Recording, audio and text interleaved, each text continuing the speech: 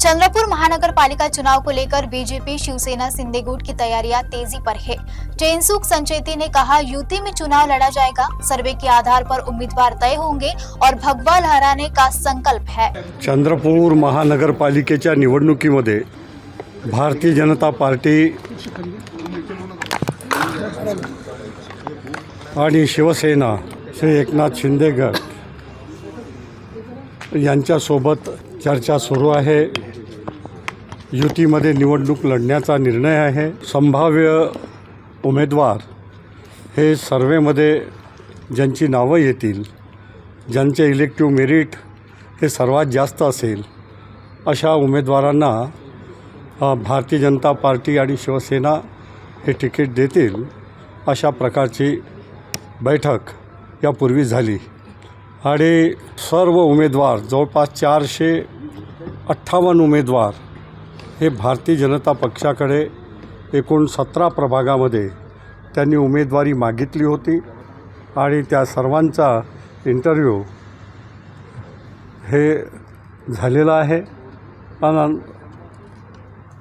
आजच्या परिस्थितीमध्ये भारतीय जनता पार्टी एक दिलानं एक मतानं पूर्ण ताकदीनिशी ही निवडणूक लढणार आहे आणि आपला भारतीय जनता पक्षाचा शिवसेनेचा भगवा हा चंद्रपूर महानगरपालिकेवर फडकवणार आहे, हा सर्वांचा निर्णय झाला आहे। सर्व एक दिलानी एक मतानी हा सर्व निर्णय प्रक्रिया पूर्ण झाली आहे आणि सर्व निवडणूक महानगरपालिकेची पूर्ण ताकदीनिशी लढण्याचा निर्धार झालेला आहे। कोणत्याही प्रकारचा या ठिकाणी मतभेद हे कुणाकडेही दिसून आले नाही।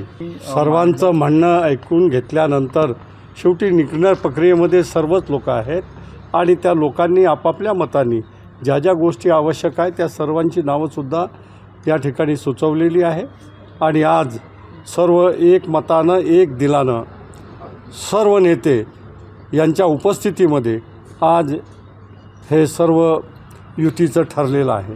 सुरुवातीपासून मीच आहे निवडणूक निरीक्षक, पूर्वी प्रभारी म्हणून या सर्व जबाबदाऱ्या ज्या आहेत सुरुवातीपासून माझंच नाव या ठिकाणी होतं।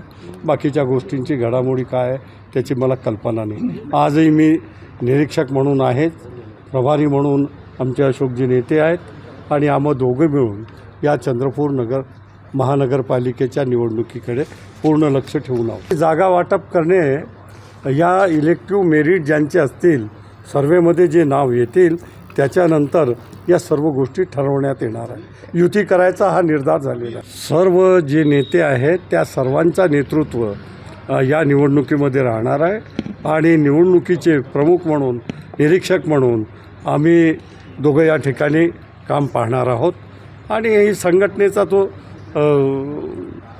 निर्णय आहे तो पालन करणं हे आमचं सर्वांचं कर्तव्य आहे।